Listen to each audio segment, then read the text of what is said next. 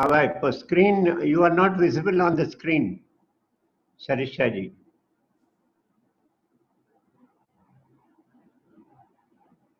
Can you still not see me? Yes, now it is okay.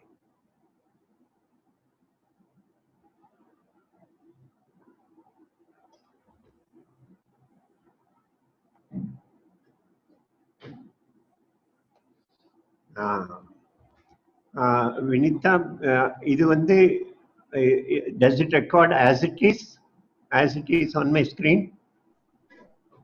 Yeah, it'll record the speaker's view. So whoever is speaking, their face will be shown on the screen. Okay. So when you're talking, your face, when she's talking, her face. And the audio Okay. मारी Oh, ठीक है. Okay. Let us start. Vinitha, Sarisha ji, I welcome you once again to this studio of mine. I'll call this studio, nevertheless. It is just a chair and my laptop. Yet, it's a seed of a studio. So I'll first let me introduce you to my Tamil audience in Tamil. Then you can add on to that, and then we'll proceed. Am I audible? Yes, I can hear you. Yes, because your picture was not there. என்னுடைய தமிழகத்து நண்பர்களே, நான் இந்த ஸ்ரீமதி சரிஷா கோமல், சரிஷா ரமேஷ்லால் கோமல், இது பேர்ல மட்டும் பகுதி இல்லை. ரமேஷ்லால் வந்து அவருடைய அப்பா. இவர் மேல பெரிய ஒரு தாக்கத்தை ஏற்படுத்தியவர். அவரே பேசுவார், அதுல உணர்ச்சி வசமா தன்னுடைய அப்பாவை பத்தி சொல்லுவார்.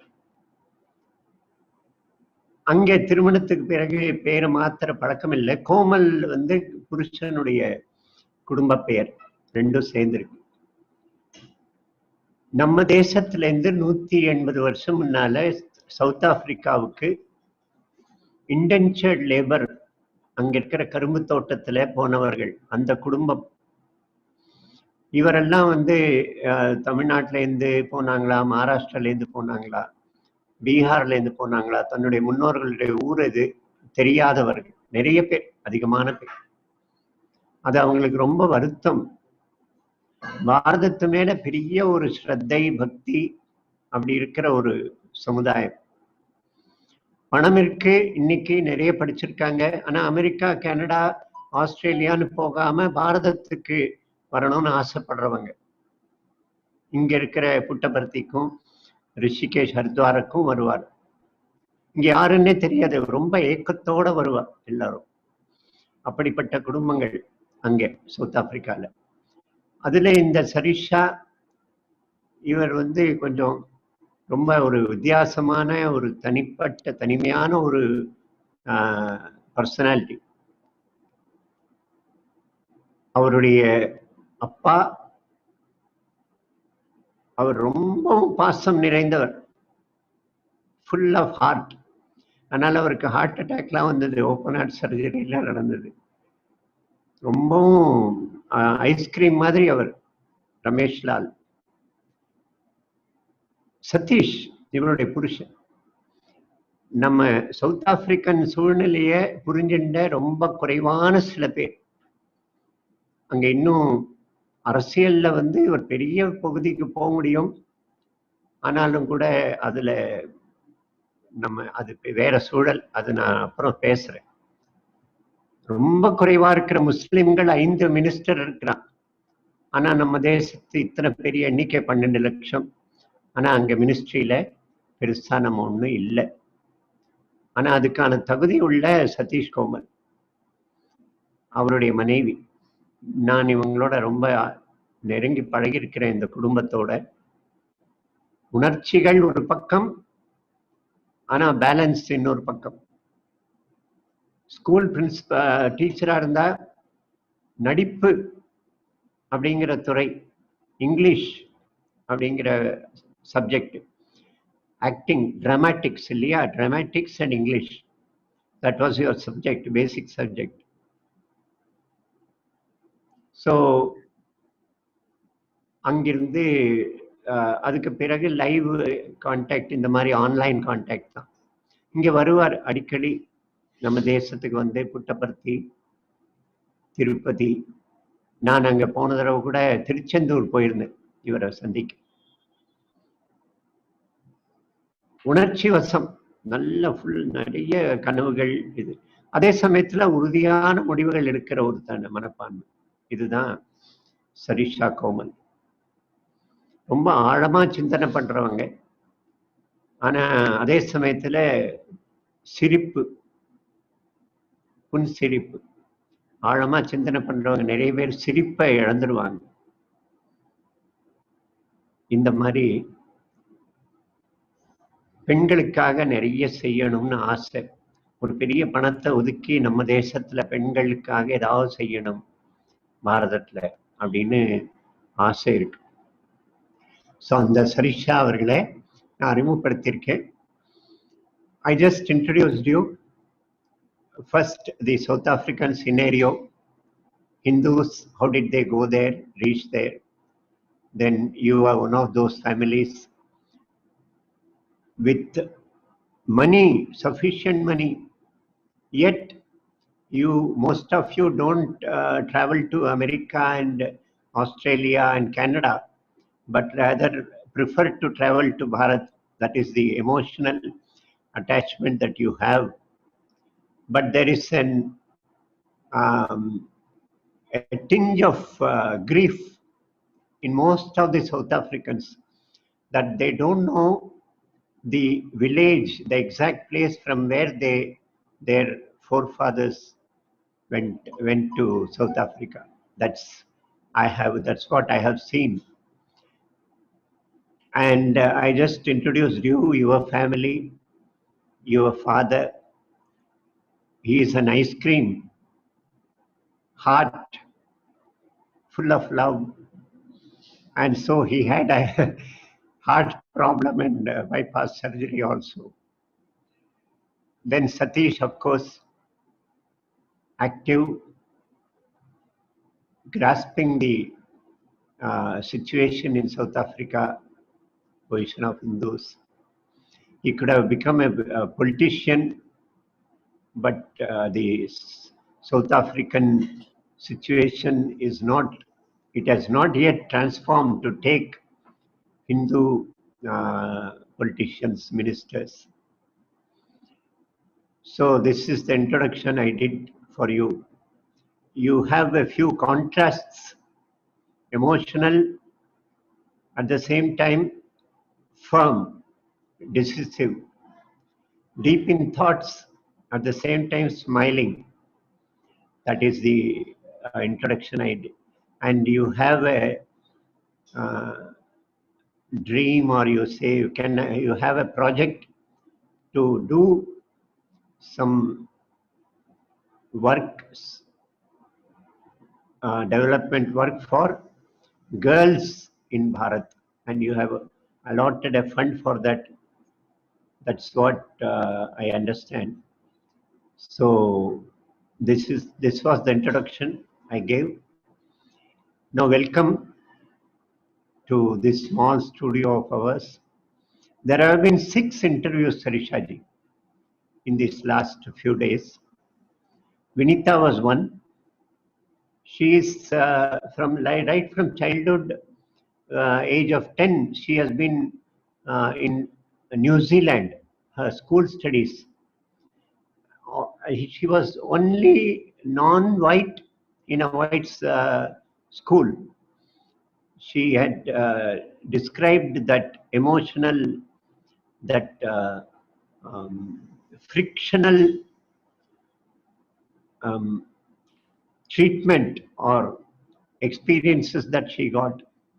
At the same time, a professor, a teacher, school teacher of hers, how he took a personal project like it. He took it as a challenge, and within the first year of her 6th class education,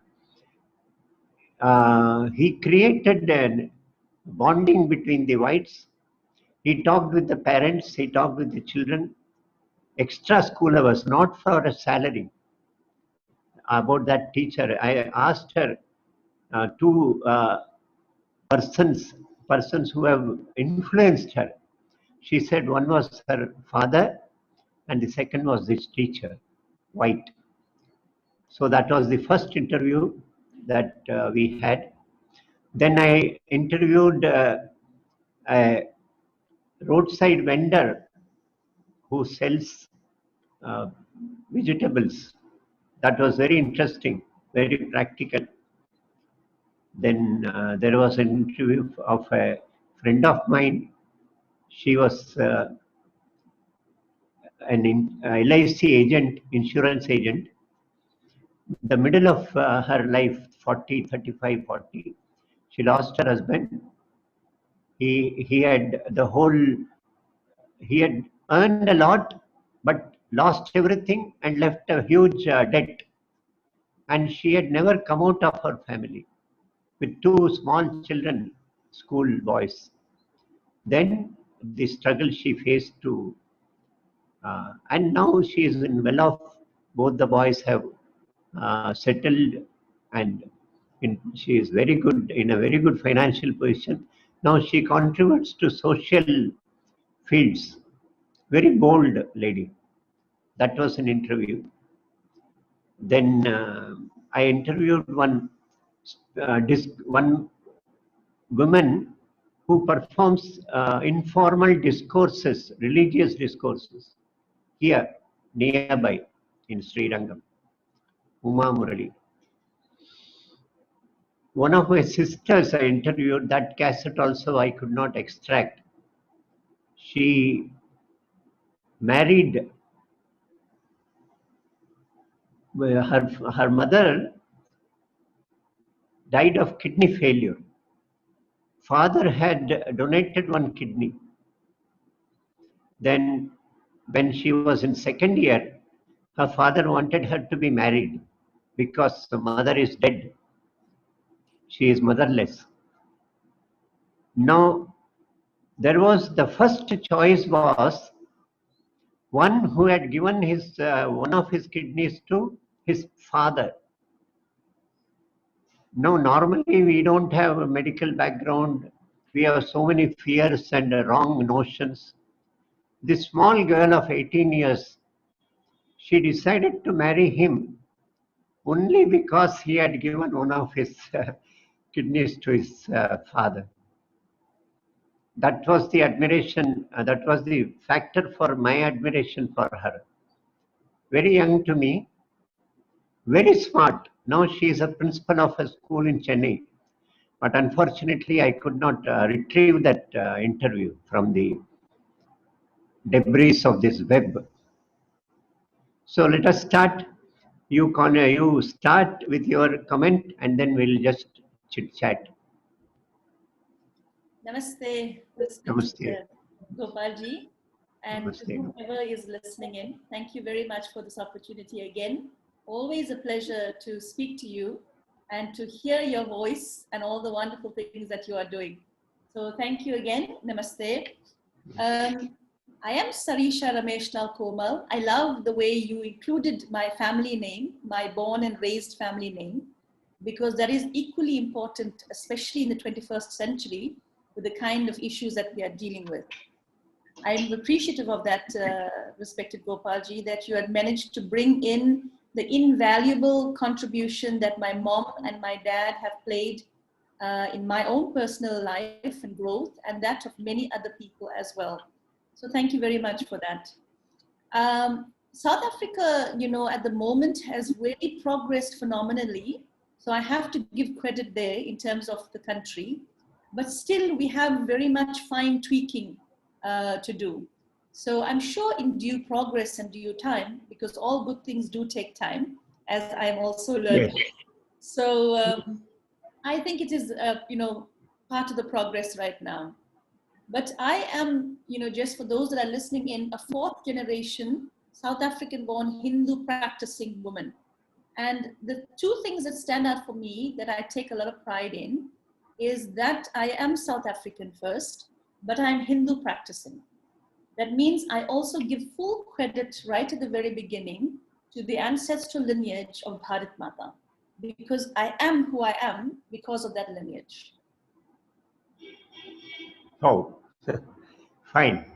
I have seen you performing your Saturday puja and giving argyam. That's it's a part of our practice.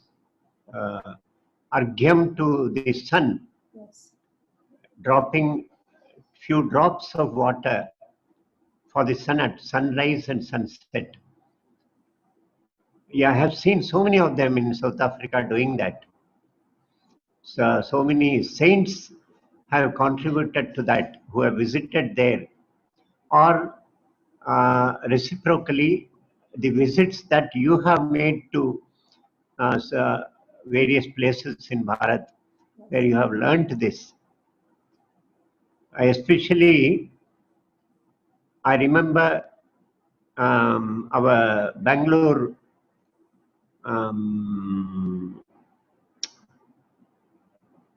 now I forget his name. He was a very frequent visitor to South Africa. He has visited almost 25 times. He has built a Bharat Mata temple in his home. I forgot his name. Then the Ramakrishna sannyasi who now I don't think he has been replaced by someone else. Very jovial, very lively sannyasi that he was. And he attracted very huge number of South African Hindus. Ramakrishna Mission was a great center, vibrant center for Hindus. Yes. Similarly, that old man, sannyasi, in Divine Life Society, Sahajananda was his name, I think. Yes. Very quiet. Especially, I remember the thousands of pictures, colorful pictures of birds and flowers that he had collected. It is a form of a type of tapasya. Yes. Definitely. That was very beautiful and very enormous collection by a sannyasi. Yes. So naturally, for a short-term visitor like me, if they could have influenced and cast my eyes, for you, definitely they must have been a very huge factor in your life, in your childhood and youth. So I like to know a few things about the influencing factors that kept you to this religion, this tradition of lineage of Bharat. The most influential factors, there are many. I'm very blessed in the sense that number one, which for me is the priority, is having Hindu parents who are practicing Hindus. So Hindu parents who are practicing Hindus, that for me is the ultimate source of inspiration first. The first time I observed Surya Jal offered is from my dad. The first time I observed sitting at the altar place in front of Shri Krishna Bhagwan and reciting the Bhagavad Gita is from my mom. So those were the first qualities and first understanding of what religious practice or rituals are from my parents. The second most influential, I would think, is the Ramakrishna Center in South Africa, for sure. We were very fortunate that we had the Ramakrishna branch in Merebank, Durban, South Africa, and a absolutely phenomenal, selfless human being, Mr. Danpal Naidu, who used to run the organization, still runs the organization in Merebank. We had regular satsangs and bhajans. So he used to trip to Bharat. And from his experiences, we got to experience the land. We got to experience the experiences of divine rituals, understanding what the various festivals were, first and foremost from those experiences and connections. So that was very, very important. And the third influence is that came, I could say quite comfortably in my early youth, was that from having very present spiritual mentors. And I'm very blessed that I have been directly involved in Hindu organizations from South Africa linked directly to Bharat, where there is spiritual mentors that have physical and direct contact with me. So that constant presence allows my mind to constantly be engaged in things that are wholesome and deep, and things that we should be able to do as practicing Hindus. And I want to also give credit to persons like yourself, who's made continuous efforts to connect and to constantly teach us that which you understand. Those are invaluable connections. And the fact that you are from Bharat Mata itself gives you already a grand position in my life. So these are the kind of influences that I think has been really profound in making sure that we are practicing Hindus, making sure that we are continuing the lineage of our forefathers. So, any great experience, memory from your memory regarding the role of religion, religious practice, or spiritual attitude? Can you dig out some memory and share with us? One I remember, that was, it was even for me, I am a bit agnostic, though I look religious. It kindled a different world for me. That premonition picture that you had of Satish being put under pistol by the hijackers, something like that. It was on a fee collection day, and it happened after 1 week or 10 days. Some such memory, that this spiritual attitude, because I know you have been a regular visitor to Puttaparthi Sai Baba. Yes. And you are very deeply devoted to that mission through Puttaparthi himself, Sai Baba himself. I have heard a few incidents from you. So you can just share one or two with us. To come back to the incident that you mentioned, it was we as a family, we used to do our Friday morning Lakshmi Pooja. Oh, Friday prayer. Yeah, so we used to do our Lakshmi prayer together on Fridays, and I could very clearly see exactly what was happening. And after the prayers, I mentioned this exactly to Satish. Exactly a week later, exactly the Friday later, it happened. But because he was made aware, I'm very blessed that he was able to trust the premonition, and he was able to do what was necessary. I think things worked out much more safer and much more, it was a healthy solution. Nobody got physically hurt, and I'm so grateful for that. And it happened as it should have happened, that something was meant to happen, it happened, but the extent of which, or the devastation of which could have been, was cut through, I feel, in my heart. And that is purely because of divine intervention, no other explanation at all. Yes.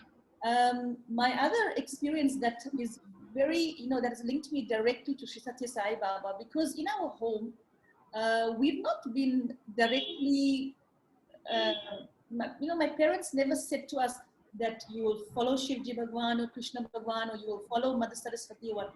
It was God. It was God in practice. It was understanding. Typical Hindu attitude.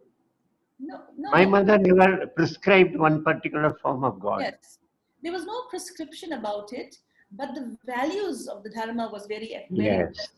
Yes. So I understood it from that. But of course, in our altar place, because my dad's mum had the murti of Sri Krishna Bhagwan, so my dad has that murti, and so we also, start with Yes. that. So my understanding of that really was that God is present. I have to live through the practices to feel connected. And so Shri Satya Sai Baba was, always spoken about amongst our spiritual circles and our religious circles, but I never really felt a deep connection. But also in my mind, I'm also very inquisitive, and I'm also very analytical about things. If I surrender wholeheartedly. But I first do my background work, and I think that is important also. Yes. It so happened that in 2000 and I think it was 2007. No, I think it was 2002. Take clear. Nani, I just asked her if she is listening. In 2002, I was lying in my bed, and I had the full awareness that somebody is in my room. Oh. Yeah, and this is a story that I only ever mentioned to my immediate family. So it's quite Nani, you have mentioned this to me. Immediate That family, that's it, yes. Floating. Correct. And I could see him perfectly, and I opened my eyes and I could see Shri Satya Sai Baba perfectly in my room. And I tried to wake Satish up, but he says, don't worry. And I looked again and I saw Swami walk across, and he looked at me and he looked and he walked. And I just observed him and he observed me, and he was gone. And it was the very same day that my dad had a heart attack, and he had Oh. and normally, I think because of my connection with my father, I am very restless when something like that happens, very agitated. But on that day, I remember Satish saying to me, don't worry, whatever it is, you'll be fine. Just embrace Swami. And quite truthfully, when I went to the hospital, I couldn't find my father. He was taken to be resuscitated. He had literally passed on, and they had to resuscitate him. And the wonderful anecdote about this is the surgeon that resuscitated him, his name is Hanuman. So my dad is also a great Hanumanji Bhakt. So, and the surgeon didn't give up on my father. He did what he needed to do, even though perhaps he shouldn't have to, try to resuscitate him as much as he did, but he didn't give up. And it was on that day that I had the vision of Sri Satya Sai, on the same day that this experience, and for me, there is no coincidence in the world. I don't believe in coincidences. So all of that put together gave me a perfect understanding that I am so protected, that I am so guided, and my family are so protected and guided. And I continued from that day to affirm the role that Sri Satya Sai Baba plays in my life. One more thing. Here, we live in our own land. We know the people around. They are also very similar. Definitely, there are shades of behaviors. Yeah. All shades of them. Yet, most of the situation around us is predictable. There, when this with whites on the one hand, who have been rulers, then blacks who have been subjected to a very rude life by the rulers, racial discrimination, and now they are ascending the power. I have seen most of the Hindus speaking harsh words for the blacks. They used to call Ravan or Rakshas and all those words. I found very few families, and yours was one, Satish also, who had, in spite of a few bitter experiences, you had a very positive and very grand view about the the blacks, the original owners of the land. That was very rare for me. That was an election year when I was there, and we used to discuss a lot about that minority front aligning with ANC, and we should vote for ANC or minority front, not for us. Yet 60-70% of them voted for NNP and DP. That was the election atmosphere. But very few, because most of our views are formed on our own personal experience. Yes. To go beyond a personal experience and to see a wider sight, a deeper insight, that requires a lot of balance within us. That is a speciality that was I felt about Satish and you. So, what do you think about this? Trying to come together, trying to create an integration between the various communities. How much success has South Africa achieved in that? And what about our own youth getting influenced and, as you said, leaving the lineage or the root of theirs, ancestral root, Bharata, Hindu, practicing Hindu, that is what you said.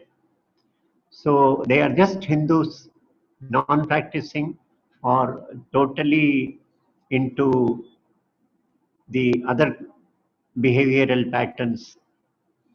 So what do you think about this situation in South Africa? Such a loaded question, Gopalji. The first thing is that, you know, when I think back, South Africa at the moment in terms of Indians, it's 160 years, more than 160 years that Indians have settled from Bharat Mata to South Africa, okay? And they came already with the value of resilience. So they already had that value of resilience when they came to the land. So we were born, and I am fourth generation, we are born from that value of resilience, of strength. That's the first point. The second point is, I think worldwide today, there is slower progress right now for the fact that we are presently in Kali Yuga, and if we accept it. Sound a little bit voice. I think worldwide, it is really important that we understand that right now we are experiencing the kind of world atrocities that we are, quite frankly, because we are in the process of unearthing. Spirit, from a spiritual background, that's what's happening. It's destruction that's creating something more constructive for us in the future. So that's something that we have to remember at the back of our mind. The attitude of South African Hindus towards other race groups, you know, that is, again, a personal matter. There are people who have empowered themselves and who understand the lineage that they come from, and the fact that we ourselves are coming there as indentured laborers. We have come to the land from that. So we have to give respect to those that first belonged in the land. Absolutely Correct. important. Yes. The second important point is that there, you know, if we accept Vasudeva Kutumbakam, if we accept Namaste as our greeting, that I see divine in you, if we accept that the whole world is one big family, that I see the divine in you and I respect and worship the divine that is in you, then who am I now to trespass against those things and still consider myself to be beautiful a Hindu? Yes. So we have to be able to work with a mindset that gives us the opportunity to truly be embodiments of divine ourselves. That is really important. However, that being said, is it easy to do? No, it's not easy to do, because the South African climate at the moment is challenging. Hence, many of us have to, even now, leave South African environment and work outside of our homes to try and give our families something more. Okay? But does it mean that it's any less in terms of progress? Not at all. I think from where South Africa was and to where South Africa is, the human contact and the humanizing of individuals, the dignity that's been given to human beings, not being seen as race, black, white, Asian, colored, what have you. No, the fact that we are looked as South Africans, that is a huge improvement in terms of constitutional value. And for me, that means South Africa is progressing. All the other little tidbits are things that have to fall into place within the time frame that's required. Beautiful, very good. But it's a challenge. How do we teach our own youth to behave in this atmosphere? And the first accept the condition that you said, we have to respect and prioritize the basic owners of that land. Absolutely. We cannot transgress. The second thing, how do we teach the youth from the other races the attitude towards us? We are very soft. We are very broad. When there is violence everywhere, our doors are all open. We are not security conscious because we trust. We try to integrate. So how do we, on both sides, to teach our own youth, our values, our lineage, and our behavior with the interactions with the other races, and how does the government teach the youth in general in education about this integration of various races coming together, because it is visible, these colors. So it's a very challenge. It's the most challenging aspect of a South African life. And I loved South Africa only because of this. At every step, I had to be conscious of this. In our land, I am never conscious because all are similar persons around me. This aspect, integrating with them, is not at the background or in the foreground of my mind. But there, it is so obvious and it is so challenging. So in that respect, your roles as social workers, our organization's roles, that should be, what do you feel about this? You know, we can have the best constitution, we can have the best scriptures, but if we do not practice it, it means nothing. Yes. So at the end of the day, it requests and it calls on every single individual to truly be ambassadors of that constitution, of those scriptures that we preach. We need to be able to model the kind of behavior ourselves, because ultimately, you know, we can have fantastic platforms where we are speaking to people. And yes, we have to have more hard conversations, more conscious conversations, must have it. Very, very important. But still, ultimately, the responsibility lies on me as an individual, observing enough and feeling enough, empowered enough to want to make a change. So I think it is about, again, individual modeling the kind of behavior, modeling the kind of attitude that we want to experience in the world. So if we want to experience that, it starts with us first. The change has to start first with ourselves. And there only can we expect somebody else to be doing that in order for it to be effective long term. Because we want the change to be sustainable. And in order for it to be sustainable, it has to first come from within myself, that I get it, I understand it. So even though I'm living in so much of sludge and mud, I'm still able to work through it because Beautiful. it's in me. Very good. Excellent. Now, last point that we'll discuss. It's time now. Maybe it will get disconnected in 40 minutes. About I don't normally divide the society as male and female, yet it's a huge point for discussion everywhere about the status, about the empowerment of women folk. In the advanced countries, it is of a different kind. Here, it's more economical independence. That's the priority field here in our field. Especially the urban life, where values are coming down, or where harshness or arrogance is visible everywhere. So the experience that women folk are put into, with women also coming out of their homes on the road all the 24 hours, doing various sorts of jobs.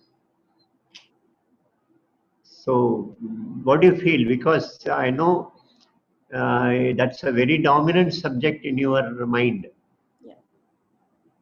In Arab world, probably with very harsh laws, repressive laws, and very tough policing, probably this is all stopped with veil, head to toe veil and all.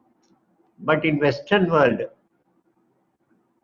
or in our democratic, our country, what do you feel about this aspect in today's modern, less educated, less cultured, arrogant youth? Me, a hugely bloated me, and with the feeling that they are to be suppressed, kept under control. It can take violent and physical, I don't know. What do you feel? Yeah, I hear what you are saying. The bottom line is the disrespect on females is a worldwide phenomenon. It's not just one country that we can identify and say that this country is, the highest in terms of that, because we also need to look at the geographics and exactly how large the population is. Now, my concern is this: we as females we need to be able to empower ourselves, especially Hindu women, for example. I want to be able to speak from that background because that's my strength, okay? We need to be able to take opportunities like the divine rituals that we have. For example, right now we're in the heart of Navarathri. My whole idea and understanding of Navarathri is divine intervention.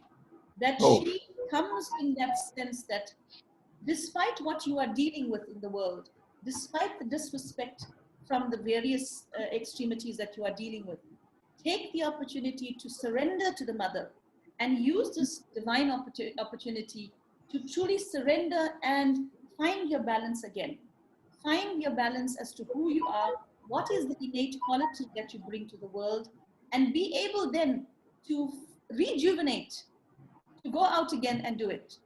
The whole issue of women empowerment is extremely important, because if we look at worldwide, women have been put right at the back of the heart and mind and effect in terms of many aspects of the world.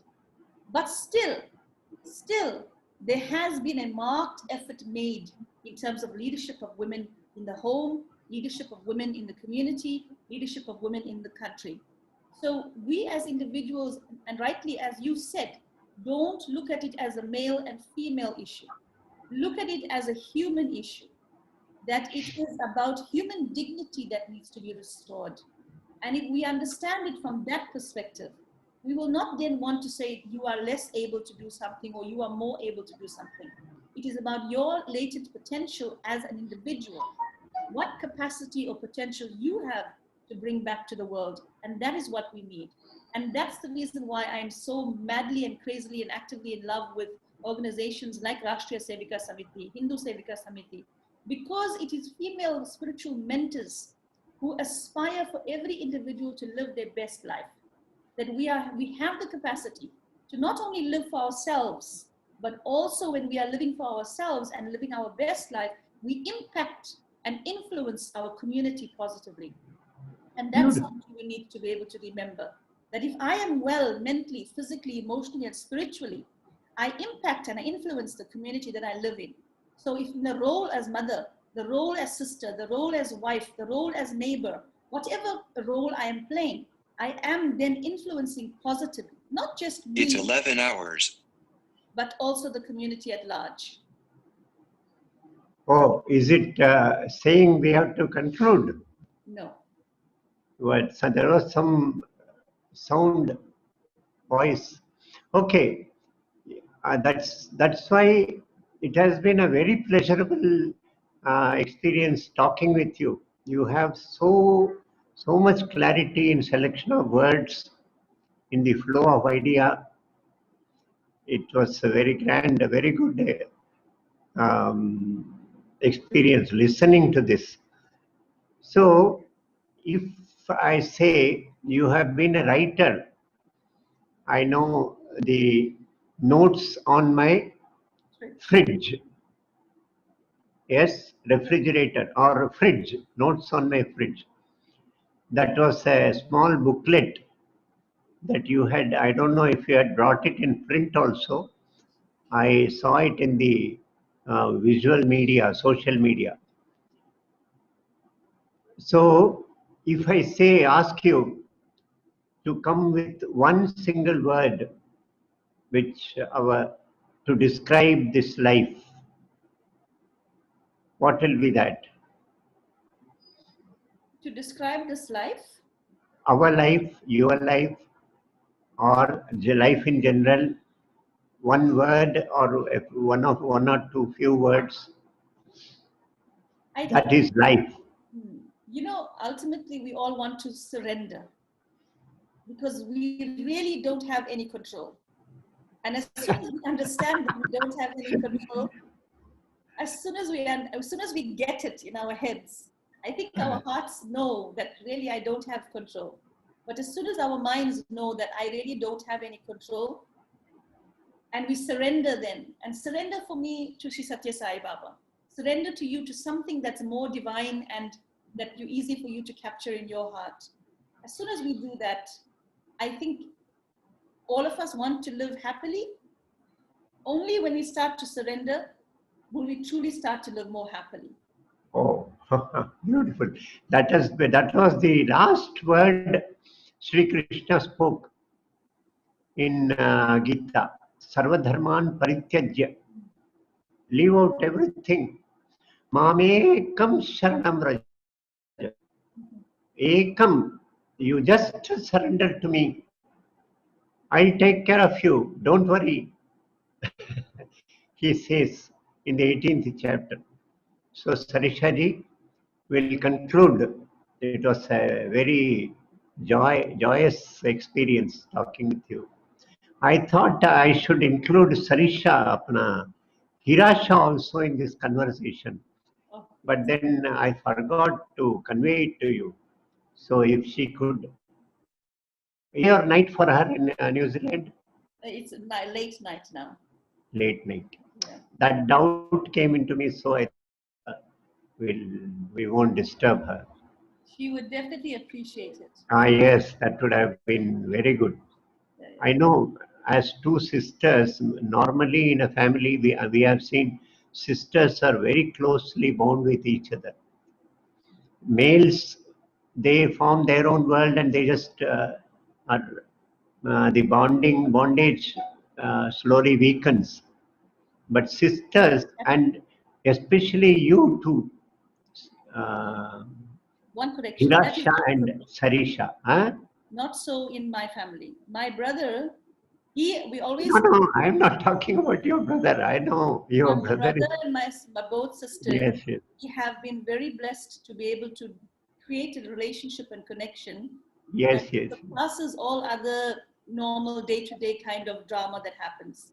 No, I was talking about you too. how closely you are bond with each other. Yes. So that she should have been here. Yes. Okay, we'll discuss it. So let us conclude. Namaste to you. Namaste. Divinity is always with us. It is, we are a form of divinity. Yes. So let the divine do his will. So we'll conclude. Namaste. Namaste, Gopalji. Thank you again for this opportunity. Really grand to speak to you. And also, Vinitaji, thank you again for allowing us this technology opportunity. Much appreciated to you also. Yes, yes, yes, definitely.